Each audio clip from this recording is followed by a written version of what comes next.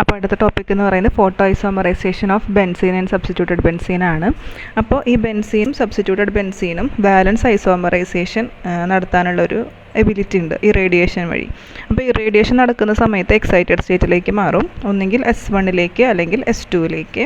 S1ലേക്കാണ് excited ആവുന്നതെങ്കിൽ Meta അല്ലെങ്കിൽ ortho product ആയിരിക്കും കിട്ടുക. അതല്ല S2ലേക്കാണ് എക്സൈറ്റഡ് ആവുന്നതെങ്കിൽ നമുക്ക് പാര പ്രൊഡക്റ്റ് ആയിരിക്കും കിട്ടുക. രണ്ടും ബാലൻസ്ഡ് ഓട്ടോമറിസം വഴിയാണ്. അതിൻ്റെ ഇക്വേഷൻ ആണ് ഇതിലുള്ളത്. ലെഫ്റ്റ് സൈഡിൽ S2, റൈറ്റ് സൈഡിൽ S1. അപ്പോൾ അങ്ങനെ എന്താണ് പാര എന്ന് പറയുമ്പോൾ ഡബിൾ ബോണ്ടുകൾ ഓപ്പോസിറ്റായിട്ട് ഇങ്ങനെ നിൽക്കും. പിന്നെ റാഡിക്കൽസ് ഉണ്ടാവും അതിൻ്റെ ഇടയിൽ. ഓർത്തോ അല്ലെങ്കിൽ മെറ്റ ആവുമ്പോൾ എന്ത് പറ്റും, ഇങ്ങനെ ഒരു ഡബിൾ ബോണ്ട് മാത്രം, മറ്റേത് ഇങ്ങനെ ക്രോസ് ആയിട്ടാണ് കിട്ടുക. അപ്പം നമ്മളിപ്പോൾ ബെൻസീൻ്റെ കാര്യമാണ് പറഞ്ഞത്. പിന്നെ ഓരോതനുസരിച്ച് പ്രൊഡക്റ്റ് മാറും. നമ്മൾ ലിക്വിഡ് ബെൻസീനാണ് എടുക്കുന്നതെന്ന് വിചാരിക്കുക. നൈട്രജൻ്റെ പ്രസൻസിൽ 254 നാനോമീറ്ററിൽ നമ്മൾ ഇറേഡിയേഷൻ ചെയ്യുന്ന സമയത്ത് S1 സ്റ്റേറ്റിലേക്ക് എക്സൈറ്റേഷൻ സംഭവിക്കും. എന്നിട്ട് നമുക്ക് പ്രൊഡക്റ്റ് പോസിബിൾ ആവുന്ന 2 പ്രൊഡക്റ്റാണ്. ഒന്ന് ബെൻസ് വാലീനും 2 ഫുൾ വാലീനും. രണ്ടാണെങ്കിലും 1,3 ബൈറാഡിക്കൽ വെച്ചിട്ടാണ് ഫോം ചെയ്യുക. അപ്പോൾ ഇതിൽ നമ്മൾ ബെൻസീൻ എടുത്തു, 1,3 ബോണ്ടിങ് വഴി ഇറേഡിയേഷൻ ചെയ്ത സമയത്ത് നമുക്ക് എന്ന് കൊടുത്തിട്ടുള്ള ഈ ബൈറാഡിക്കൽ കിട്ടി. 1,3 ഫസ്റ്റിലും തേർഡിലും റാഡിക്കൽസ് വരുന്ന 1,3 ബൈറാഡിക്കൽസ് കിട്ടി. അതിന് ഒരു 1,2 ഹൈഡ്രജൻ ഷിഫ്റ്റ്. ഇപ്പോൾ ഫസ്റ്റ് പൊസിഷനിൽ സെക്കൻഡ് പൊസിഷനിൽ 2 ഹൈഡ്രജൻ നോക്കുക. അതിൽ നിന്ന് രണ്ടാമത്തെ പൊസിഷനിൽ നിന്ന് ഒന്നാമത്തെ പൊസിഷനിലേക്ക് ഹൈഡ്രജൻ ഷിഫ്റ്റ് സംഭവിച്ചു. അപ്പോൾ 1,2 ഹൈഡ്രജൻ ഷിഫ്റ്റ് വഴി നമുക്ക് ഇങ്ങനെ ഒരു ഇൻ്റർമീഡിയറ്റ് കിട്ടി. എന്നിട്ട് അതിൽ നിന്ന് ബോണ്ട് ബ്രേക്ക് ചെയ്തിട്ട്, അതായത് ഈ ഹൈഡ്രജൻ ഇരിക്കുന്ന ഒരു ബോണ്ട് ബ്രേക്ക് ചെയ്തിട്ട് നമുക്ക് ഫുൾ വീൻ എന്ന് പറയുന്ന പ്രൊഡക്റ്റ് കിട്ടി. അതാണ് ഒന്നാമത്തെ ഒരു പ്രൊഡക്റ്റ്. ഇനി ഇതിലിപ്പോൾ 1,2 ഹൈഡ്രജൻ മൈഗ്രേഷനും ബോണ്ട് ബ്രേക്കിംഗ് ആണ് നടന്നത്. ഇനി വേറൊരു പോസിബിലിറ്റി ഉള്ളത്, ഈ എ എന്ന് പറയുന്ന ഇവിടെ നമ്മൾ പറഞ്ഞ ഇൻ്റർമീഡിയറ്റ് ഉള്ളത്, എ എന്ന് പറയുന്ന 1,3 ബൈറാഡിക്കൽ, ആ ഇൻ്റർമീഡിയറ്റിൽ നിന്ന് ഡയറക്റ്റായിട്ട് 1,3 ബോണ്ടിങ് വഴി 1,3, അതായത് റാഡിക്കൽസ് ഉള്ള 2 പൊസിഷൻ 1ഉം 3ഉം അതിലേക്ക് ബോണ്ടിങ് വഴി ബെൻസ് വാലി എന്ന് പറഞ്ഞിട്ടുള്ള ഈ പ്രൊഡക്റ്റും കൂടെ ഉണ്ടാവാനുള്ള ഒരു പോസിബിലിറ്റി ഉണ്ട്. ഇനി നമ്മളിപ്പോൾ ലിക്വിഡ് ബെൻസീൻ്റെ കാര്യമാണ് പറഞ്ഞത്. ഇനി ഡീവാർ ബെൻസീനാണ് എടുക്കുന്നതെന്ന് വിചാരിക്കാം. ഡീവാർ ബെൻസീൻ ഫോം ചെയ്യാനുള്ളൊരു പോസിബിലിറ്റി ഉണ്ട്. നമ്മൾ ബെൻസീൻ എടുത്തു, S2ലേക്ക് ഇറേഡിയേറ്റ് ചെയ്തു. നേരത്തെ നമ്മൾ ബെൻസ് വാലീനും ഫുൾ വീനും കിട്ടിയത് നമുക്ക് S1 സ്റ്റേറ്റിലേക്ക് എക്സൈറ്റേഷൻ ചെയ്തപ്പോഴായിരുന്നു. നമ്മളിത് S2 സ്റ്റേറ്റിലേക്കാണ് എക്സൈറ്റേഷൻ ചെയ്തതെന്ന് വിചാരിക്കുക. അപ്പോൾ അതിനേക്കാളും വേവ് ലെങ്ത്ത് കുറച്ച് മതി, 205 മതി. അപ്പോൾ നമുക്ക് എന്ത് കിട്ടും, S2ൽ കിട്ടി. ഇതുപോലെ നമ്മൾ പാരയാണല്ലോ നമുക്ക് കിട്ടുക. അപ്പോൾ അങ്ങനത്തെ ഒരു ഇൻ്റർമീഡിയറ്റ് കിട്ടി. അവിടെ നിന്ന് എന്ത് വന്നു, ഡീവാർ ബെൻസീനാണ് നമുക്ക് കിട്ടുക. ഈ സ്ട്രക്ചറാണ് കിട്ടുക. അപ്പോൾ അതാണ് S1ഉം S2ഉം തമ്മിലുള്ള വ്യത്യാസം. ഇനി ഈ ഡീവാർ ബെൻസീനാണ് ഫോം ചെയ്യുന്നത് എന്നുള്ളത് കൺഫേം ചെയ്യാൻ വേണ്ടിയുള്ള എവിഡൻസ് എന്ന് പറയുന്നത്, നമുക്കിതിനെ പ്രിസ്മെയിൻ എന്ന് പറഞ്ഞൊരു കോമ്പൗണ്ട് ആക്കിയിട്ട് കൺവേർട്ട് ചെയ്യാൻ പറ്റും. പ്രിസ്മെയിൻ എന്ന് പറയുന്നത് ഇതാണ് ഇതിൻ്റെ സ്ട്രക്ചർ. ഇങ്ങനെ ബോണ്ട് വരുന്ന ഒരു സ്ട്രക്ചറാണ്. അപ്പോൾ ഇതിൽ 2 മെത്തേഡ് ഉണ്ട്. ഒന്നുകിൽ ഒരു കൺസേർട്ടഡ് പാത്ത് അല്ലെങ്കിൽ ബൈറാഡിക്കൽ ഫോർമേഷൻ വഴി. കൺസേർട്ടഡ് പാത്ത് എന്ന് പറയുമ്പോൾ എന്താ, നമ്മുടെ സൈക്ലോഡേഷൻ 2+2 സൈക്ലോഡേഷൻ വഴി നമുക്ക് പ്രിസ്മെയിൻ കിട്ടും. അല്ലെങ്കിൽ നമ്മൾ S2 വെച്ച് ഇറേഡിയേറ്റ് ചെയ്തിട്ട് ബൈറാഡിക്കൽ ആക്കിയതിന് ശേഷം പ്രിസ്മെയിനായിട്ട് മാറുന്ന 2 പോസിബിലിറ്റി ഉണ്ട്. അപ്പോൾ ഇതുപോലുള്ള ഈ സ്ട്രെയിൻഡ് ഇൻ്റർമീഡിയറ്റ്സ് എന്നാണ് നമ്മൾ പറയുക. കാരണം അത് സ്റ്റേബിളായിട്ടുള്ള സ്ട്രെയിൻ കുറവുള്ള റിലാക്സ് ചെയ്തിട്ടുള്ള പ്രൊഡക്റ്റ് ഉണ്ടാകാനുള്ള പോസിബിലിറ്റി ഉള്ളതുകൊണ്ട് അങ്ങനത്തെ ഇൻ്റർമീഡിയറ്റ് ആണ് കിട്ടുക. അപ്പോൾ ഈ ഇൻ്റർമീഡിയറ്റ്സ് ഒക്കെ എന്തായിരിക്കും, തെർമലി ലബൈലായിരിക്കും. അങ്ങനെ ബെൻസീനോയിഡ് കോമ്പൗണ്ട്സ് ആയിട്ട് ഓട്ടോമാറ്റിക്കലി അത് അവസാനം ഐസോമറൈസ് ചെയ്യും. ഇനി വേറൊരു എക്സാമ്പിളാണ് സൈലീൻ്റെ എക്സാമ്പിൾ. മോണോസൈക്ലിക് ആയിട്ടുള്ള അരോമാറ്റിക് കോമ്പൗണ്ട്സിൻ്റെ പ്രത്യേകതയാണ്, ചില കോമ്പൗണ്ടുകൾ എന്ത് തരും, സൈലീൻ എടുക്കുന്ന സമയത്ത് നമ്മൾ ഓർത്തോസൈലീൻ എടുക്കുകയാണെങ്കിൽ അതാണ് ലെഫ്റ്റിൽ കൊടുക്കുന്നതാണ് ഓർത്തോസൈലീൻ എന്ന് പറയുമ്പോൾ. ഓർത്തോസൈലീൻ എന്ന് പറയുമ്പോൾ എന്താ, CH3 മോളിക്യൂൾ തൊട്ടടുത്ത കാർബണമാണ് വരുന്നത്. അത് നമ്മൾ റേഡിയേറ്റ് ചെയ്യുമ്പോൾ 1,2 ആൽക്കൈൽ ഷിഫ്റ്റ് വഴി നമുക്ക് ഓർത്തോസൈലീൻ എന്നുള്ളത് എന്ത് കിട്ടി, മെറ്റാസൈലീൻ കിട്ടി. ഇനി മെറ്റാസൈലീനെ വീണ്ടും 1,2 ആൽക്കൈൽ ഷിഫ്റ്റ് നടത്തുകയാണെങ്കിൽ മെറ്റാസൈലീൻ എന്താവും, പാരാസൈലീനാവും. ഇനി നമുക്ക് ഓർത്തോയിൽ നിന്ന് ഡയറക്റ്റായിട്ട് പാരാസൈലീൻ കിട്ടണമെങ്കിൽ 1,3 ഷിഫ്റ്റ് നടത്താം. അങ്ങനെ അങ്ങോട്ടും ഇങ്ങോട്ടും ഷിഫ്റ്റ് നടത്തിയിട്ട് സൈക്ലിക് ആയിട്ടുള്ള സ്ട്രക്ചർ നമുക്ക് വേണമെങ്കിൽ കിട്ടും. അപ്പോൾ അതാണ് വേറൊരു എക്സാമ്പിൾ. ഇനി ഉള്ളത് നമ്മുടെ ഈ ബെൻസ് വാലീൻ്റെ കേസ്. നമ്മൾ പ്രിസ്മെയിൻ ഇൻ്റർമീഡിയറ്റിൻ്റെ കാര്യത്തിൽ നമ്മൾ പറഞ്ഞു 1,2 ഷിഫ്റ്റിൻ്റെ കാര്യമൊക്കെ പറഞ്ഞിട്ടുണ്ടായിരുന്നു. അപ്പോൾ ഈ 1,2 ഷിഫ്റ്റ് 1,2 ആൽക്കൈൽ ഗ്രൂപ്പ് ഷിഫ്റ്റ് നമ്മുടെ ബെൻസ് വാലീനും കിട്ടും. ബെൻസ് വാലീനിലും നടക്കും, പ്രിസ്മെയിനും നടക്കും. അതായത് പ്രിസ്മൈൻ ഇൻ്റർമീഡിയറ്റ് എടുത്താലും ബെൻസ്വാലിൻ ഇൻ്റർമീഡിയറ്റ് എടുത്താലും ആ രണ്ടിൻ്റെ ഇൻ്റർമീഡിയറ്റിന് 1,2 ആൽക്കൈൽ ഗ്രൂപ്പ് ഷിഫ്റ്റ് നടത്താനുള്ള കപ്പാസിറ്റി ഉണ്ട്. പക്ഷേ പ്രിസ്മൈനിന് മാത്രമാണ് 1,3 നടത്താനുള്ള കപ്പാസിറ്റി ഉള്ളൂ. 1,2 ആണെങ്കിൽ രണ്ടിലും പറ്റും, 1,3 ഒരെണ്ണത്തിന് മാത്രമേ പറ്റുള്ളൂ. അപ്പോൾ ഇതിൽ 1,2ൻ്റെ എക്സാമ്പിളാണ് ആദ്യം കൊടുത്തിട്ടുള്ളത്. അപ്പോൾ ഇതെന്താ രണ്ടും തരും, ബെൻസ്വാലിനും തരും പ്രിസ്മൈനും തരും. അപ്പോൾ ശ്രദ്ധിക്കാനുണ്ട്, ഇതിൽ മെക്കാനിസം നോക്കുന്ന സമയത്ത് ആദ്യം നമ്മൾ 1,2 ഷിഫ്റ്റ് വയ ബെൻസ്വാലിൻ ഇൻ്റർമീഡിയറ്റ് ആണ് പറയുന്നത്. അപ്പോൾ ഇങ്ങനെ നമ്മൾ സാധാ ചെയ്യുന്ന പോലെ റേഡിയേറ്റ് ചെയ്തിട്ട് ബെൻസ്വാലിൻ ഉണ്ടായി. അതിലെന്താ സംഭവിച്ചത് ശരിക്കും പറഞ്ഞു കഴിഞ്ഞാൽ 1, 2, 3 നമ്മൾ 6 നമ്പർ ഇട്ട് കഴിഞ്ഞു. 1ഉം 3യും തമ്മിൽ ഒരു ബോണ്ട്, അതുപോലെ 2ഉം 4ഉം തമ്മിൽ വേറൊരു ബോണ്ട്, ആ ഡബിൾ ബോണ്ട് ഷിഫ്റ്റ് ചെയ്തിട്ട് അങ്ങനെ ഉള്ള സ്ട്രക്ചറാണ് ബെൻസ്വാലിന് കിട്ടുക. ഇനി ഇവിടെയുള്ള ബോണ്ടുകൾ തമ്മിൽ റീഓർഗനൈസേഷൻ ചെയ്യുക. അപ്പോൾ ആദ്യത്തെ സ്റ്റെപ്പ് എന്ന് പറയുന്നത് നമ്മൾ ഓൾറെഡി 1, 3 തമ്മിലാണുള്ള ബോണ്ട് ഫോം ചെയ്തിട്ടുള്ളത്. അപ്പോൾ 1ൻ്റെ അടുത്തുള്ള 2 അങ്ങനെ ആലോചിക്കുക. 1ഉം 2ഉം തമ്മിലുള്ള ബോണ്ട് ബ്രേക്ക് ചെയ്തു.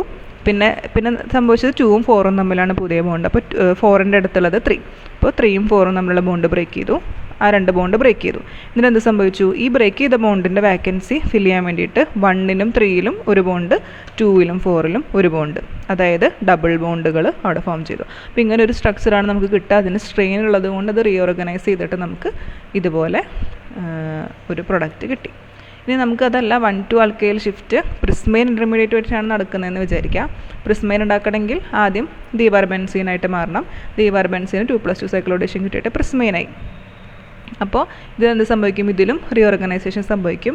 പക്ഷേ ആദ്യം സംഭവിക്കുന്നത് എന്തായിരിക്കും, C1 C2 1 2ൻ്റെ ഇടയിൽ ബോണ്ട് ബ്രേക്ക് ചെയ്തു, 3 4ൻ്റെ ഇടയിൽ ബോണ്ട് ബ്രേക്ക് ചെയ്തു. എന്നിട്ട് ഫോം ചെയ്യുന്നത് 2 3ൻ്റെ ഇടയിലും 1 4ൻ്റെ ഇടയിലും, അതായത് ഓൾറെഡി ഉള്ള ബോണ്ടുമൊക്കെ എക്സ്ട്രാ ഒരു ബോണ്ടും കൊണ്ട് വരുമ്പോൾ ഡബിൾ ബോണ്ട്സ് ആയിട്ട് ഫോം ചെയ്യുക. ഈ സ്ട്രക്ചറിനെയാണ് ദീവാർബെൻസീൻ്റെ തന്നെ ഓപ്പൺ ബുക്ക് സ്ട്രക്ചർ എന്ന് പറയുന്നത്. ബുക്ക് തുറന്നിരിക്കുന്ന പോലെയാണല്ലോ, ഓപ്പൺ ബുക്ക് സ്ട്രക്ചർ എന്ന് നമുക്ക് പറയാൻ പറ്റും. പിന്നെ അതിന് ഐസോമറൈസ് ചെയ്ത് ദീവാർബെൻസീൻ ആവും, പിന്നെ നമ്മുടെ ഫൈനൽ പ്രൊഡക്റ്റ് ആവും. അപ്പോൾ ഇതാണ് 1 2 ഷിഫ്റ്റ് വരുന്നത്. ഇനി 1 3 ഷിഫ്റ്റ് വരുമ്പോൾ നമ്മൾ പറഞ്ഞു പ്രിസ്മൈൻ മാത്രമേ തരുള്ളൂ. അത് ഡയറക്റ്റായിട്ട് ദീവാർബെൻസീൻ ആവുന്നു, പ്രിസ്മൈൻ ആവുന്നു. പിന്നെ അതിലേക്ക് ഡയറക്റ്റ് 2+2 സൈക്ലോ അഡീഷൻ റിയാക്ഷനാണ് നടക്കുക, പ്രിസ്മൈൻ ഉണ്ടാവും. അതിൽ ബോണ്ടുകൾ വ്യത്യാസമുണ്ട്. 3യും 4ഉം തമ്മിലുള്ള ബോണ്ട് ബ്രേക്ക് ചെയ്തു, 5ഉം 6 തമ്മിലുള്ള ബോണ്ട് ബ്രേക്ക് ചെയ്തു. എന്നിട്ട് 3യും 6ൽ ബോണ്ട് പുതിയ ബോണ്ട്, 4 5ൽ പുതിയ ബോണ്ട്, ഡബിൾ ബോണ്ടുകൾ ഉണ്ടായി. അതും ഓപ്പൺ ബുക്ക് സ്ട്രക്ചറാണ്. പിന്നെ ഐസോമറൈസ് ചെയ്തിട്ട് പ്രൊഡക്റ്റ് ഉണ്ടായി. ഇത്രയാണ് ഇതിൽ വരുന്നത്. പിന്നെ ഒരു എക്സാമ്പിളും കൂടി ഉണ്ട്. 135 ട്രൈമീഥൈൽ ബെൻസീനെ 124 ട്രൈമീഥൈൽ ബെൻസീൻ ആക്കുന്ന എക്സാമ്പിൾ.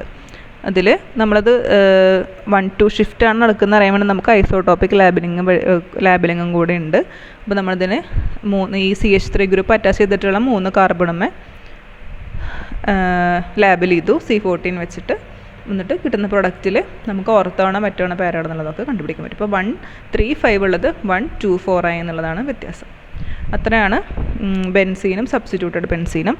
ഇനി ഫോട്ടോ കെമിക്കൽ ഓക്സിഡേഷനാണ് അടുത്ത ടോപ്പിക്ക്, ലാസ്റ്റ് ടോപ്പിക്ക്.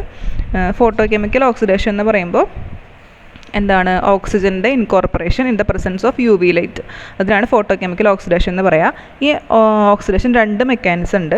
ഒന്നാമത്തെ മെക്കാനിസത്തിന് നമ്മൾ ബാക്ക്സ്ട്രോം മെക്കാനിസം എന്നാണ് പറയുക. ബാക്ക്സ്ട്രോം മെക്കാനിസത്തിൻ്റെ പ്രത്യേകത ഫോട്ടോ സെൻസിറ്റൈസേഷൻ ഓക്സിഡേഷൻ മെക്കാനിസമാണ്. അതായത് ഓക്സിഡേഷനാണ് നടക്കുക, അത് ഫോട്ടോ സെൻസിറ്റൈസറിൻ്റെ പ്രസൻസിലായിരിക്കും. അപ്പോൾ ഇതിൽ നമ്മളൊരു സെൻസിറ്റൈസർ ആഡ് ചെയ്യും. സെൻസിറ്റൈസർ എന്താ പ്രത്യേകത, ഫോട്ടോൺസ് ആക്സെപ്റ്റ് ചെയ്തിട്ട് ഏത് സ്റ്റേറ്റിലാണോ ഉള്ളത് അതിന് ട്രിപ്ലറ്റ് സ്റ്റേറ്റിലേക്ക്, എക്സൈറ്റഡ് ട്രിപ്ലറ്റ് സ്റ്റേറ്റിലേക്ക് അത് ട്രാൻസ്ഫർ ആയി. അതിനുശേഷം ഈ നമ്മുടെ ഈ കോമ്പൗണ്ടിൽ ഉള്ള ഹൈഡ്രജനെ ഇത് അബ്സ്ട്രാക്റ്റ് ചെയ്യും. എന്നിട്ട് ഹൈഡ്രജൻ അബ്സ്ട്രാക്ട് ചെയ്ത് കഴിഞ്ഞിട്ടുള്ള ബാക്കിയുള്ള ഫോമിലേക്ക് ഓക്സിജൻ ആഡ് ചെയ്തിട്ടാണ് പുതിയൊരു റാഡിക്കൽ ഉണ്ടാവുക. ഇങ്ങനെയുള്ള റിയാക്ഷനാണ് ടൈപ്പ് 1 ഫോട്ടോ ഓക്സിജനേഷൻ എന്ന് പറയാം. Type 1 photo oxygenation. അപ്പോൾ ആദ്യം നമ്മുടെ സെൻസിറ്റൈസർ എടുത്തു, ഫോട്ടോൺസിൻ്റെ പ്രസൻസിൽ ട്രിപ്ലറ്റ് എക്സൈറ്റഡ് സ്റ്റേറ്റിലേക്ക് സെൻസിറ്റൈസർ മാറി. ഇനി ഈ ട്രിപ്ലറ്റ് എക്സൈറ്റഡ് സ്റ്റേറ്റിലുള്ള സെൻസിറ്റൈസർ നമ്മുടെ കോമ്പൗണ്ടായിട്ട് കമ്പൈൻ ചെയ്തു. അപ്പോൾ നമ്മുടെ കോമ്പൗണ്ട് നമ്മൾ A എന്ന് പറയുന്ന മോളിക്യൂൾ കൺസിഡർ ചെയ്യുകയാണ്. അതിൽ H ഉള്ളതുകൊണ്ട് H പുറത്തേക്ക് എടുത്ത് എഴുതി ഡിനോട്ട് ചെയ്യാൻ വേണ്ടിയിട്ട്. അപ്പോൾ എന്ത് സംഭവിച്ചു, AH ആയിട്ട് കമ്പൈൻ ചെയ്യുമ്പോൾ ഈ എക്സൈറ്റഡ് സ്റ്റേറ്റിലുള്ള എനർജി സെൻസിറ്റൈസർ AHലേക്ക് കൊടുത്തിട്ട് സെൻസിറ്റൈസർ റിലാക്സ്ഡ് ആയിട്ടിരിക്കും. അപ്പോൾ ഈ AH എന്നുള്ള ബോണ്ട് ബ്രേക്ക് ചെയ്തിട്ട് H-മേ ഒരു റാഡിക്കൽ വന്നു, A-മേ ഒരു റാഡിക്കൽ വന്നു. H-നെ സെൻസിറ്റൈസർ അബ്സ്ട്രാക്ട് ചെയ്തു. അപ്പോൾ ഒരു റാഡിക്കലുള്ള A മാത്രമാണ് അതിൽ ബാക്കിയുള്ളൂ. ഇനി നമ്മൾ എന്താ പറഞ്ഞാൽ ഓക്സിജൻ്റെ ഇൻകോർപ്പറേഷനാണ്. അപ്പോൾ A റാഡിക്കൽ O2 ആയിട്ട് റിയാക്ട് ചെയ്യുമ്പോൾ ഇത് വരും AOO എന്ന് വരും. A-M ഉണ്ടായിരുന്ന റാഡിക്കൽ OM-ലേക്കും ട്രാൻസ്ഫർ ആയിട്ടുണ്ടാവും.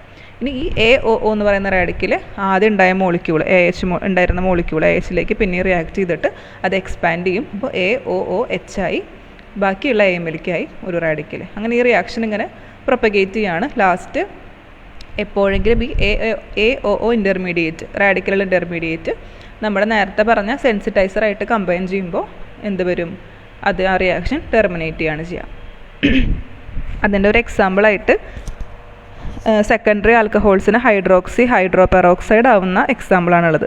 സെക്കൻഡറി ആൽക്കഹോളിൻ്റെ ഓക്സിഡേഷൻ വഴി, ഇപ്പോൾ ഓക്സിഡേഷൻ നമ്മൾ സെക്കൻഡറി ആൽക്കഹോൾ ഏതെങ്കിലും എഴുതി RR-OH വരുന്ന H2O2ൻ്റെ പ്രസൻസിൽ ഈ 5,2C ഡബിൾ ബോണ്ട് എന്ന് പറയുന്നത് നമ്മുടെ എന്താണ് സെൻസിറ്റൈസറാണ്. നമ്മൾ 6 എന്നതിന് പകരം തിരിച്ചറിയാൻ വേണ്ടിയിട്ട് 5 എന്ന് ഡിനോട്ട് ചെയ്തേക്കാണ്. C-മേ 2 5 ഗ്രൂപ്പ്.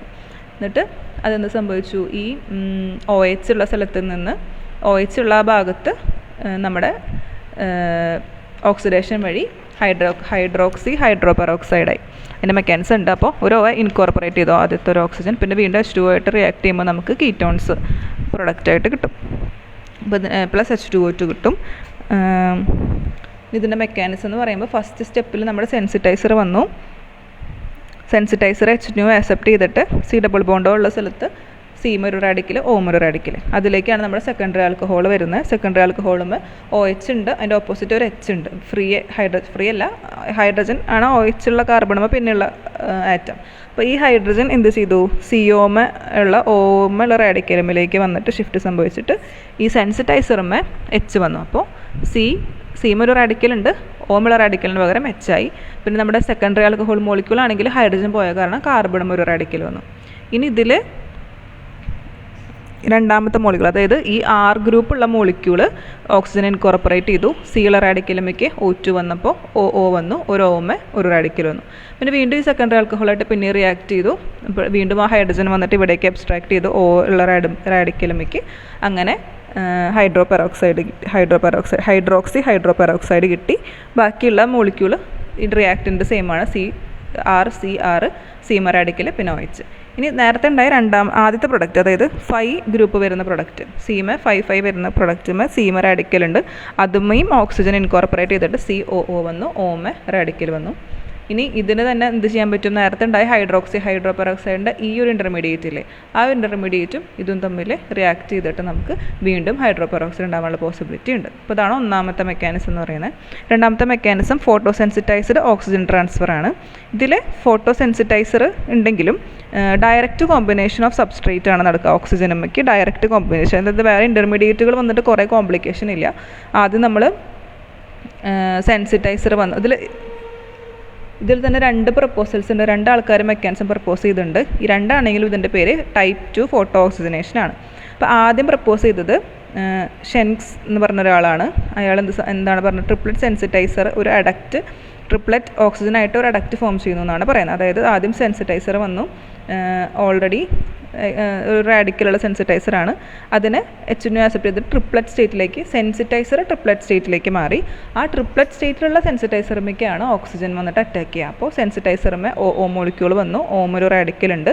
ഈ അവസ്ഥയിലുള്ള സെൻസിറ്റൈസറാണ് നമ്മുടെ മോളിക്യൂൾ A ആയിട്ട് കമ്പൈൻ ചെയ്തിട്ട് AO2ഉം സെൻസിറ്റൈസറായിട്ട് മാറുന്നത്. അപ്പോൾ ട്രിപ്ലറ്റ് സെൻസിറ്റൈസർ ട്രിപ്ലറ്റ് ഓക്സിജനായിട്ട് അഡക്റ്റ് ഫോം ചെയ്യുന്ന മെക്കാനിസമാണ് ആദ്യത്തെ ആൾ പ്രപ്പോസ് ചെയ്തത്. രണ്ടാമത്തെ ആൾ ഫൂട്ട്. പുള്ളിക്കാരൻ പറഞ്ഞത് എന്താണ്, സിംഗ്ലറ്റ് ഓക്സിജൻ മാത്രമേ ഇൻവോൾവ് ചെയ്യുന്നുള്ളതാണ്. അതായത് നമ്മുടെ മോളിക്യൂളിൻ്റെ അടുത്തേക്ക് സിംഗ്ലറ്റ് ഓക്സിജൻ മാത്രമേ വരുന്നുള്ളതാണ് പറഞ്ഞത്.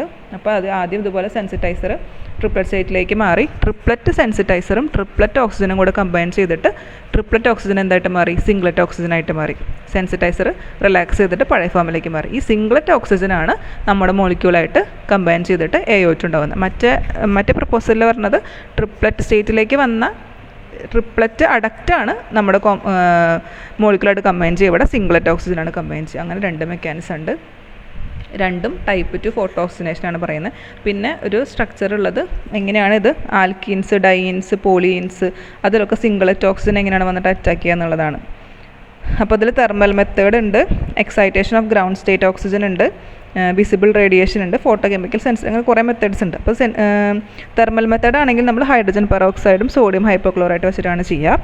അതല്ല excitation of ground state oxygen ആണെങ്കിൽ, അതായത് ഗ്രൗണ്ട് സ്റ്റേറ്റിനെ എക്സൈറ്റ് ചെയ്തിട്ട് ട്രിപ്ലറ്റിലേക്കൊക്കെ മാറ്റി നമ്മൾ മൈക്രോവേവ് ഡിസ്ചാർജറൊക്കെ വെച്ചിട്ടാണ് ചെയ്യുക, അല്ലെങ്കിൽ UV റേഡിയേഷനൊക്കെ വെച്ചിട്ട്. പിന്നുള്ളത് ഫോട്ടോ കെമിക്കൽ സെൻസിറ്റൈസറൊക്കെ ഉപയോഗിക്കുക, അതായത് methylene blue, rose bengal, chlorophyll, riboflavin, fluorescein പോലുള്ള സെൻസിറ്റൈസർ വെച്ചിട്ടുള്ളത്. അപ്പോൾ ഇതിൽ ഒരു എക്സാമ്പിൾ ഉണ്ട്. സൈക്ലിക് ആണെങ്കിലും മെസൈക്ലിക് ആണെങ്കിലും കോൺജുഗേറ്റഡ് ഡൈൻസ് ആണെങ്കിൽ 1,4 സൈക്ലോഡിഷൻ വഴി സിംഗിളറ്റ് ഓക്സിജൻ ആഡ് ആയിട്ട് 6 മെമ്പേർഡ് സൈക്ലിക് അഡക്റ്റ് ആണ് ഫോം ചെയ്യുക. അല്ലെങ്കിൽ നമുക്ക് എന്ത് പറയാം, സൈക്ലിക് പെറോക്സൈഡ്, അതായത് ഓക്സിജൻ 2 എണ്ണം വന്നിട്ട് ഈ മോളിക്യൂളുമേ ഡബിൾ ബോണ്ടിന് പകരം ആഡ് ചെയ്യുന്നു. അപ്പോൾ ഇതിലാണെങ്കിൽ സെൻറ്ററിലാണ് OO വരിക.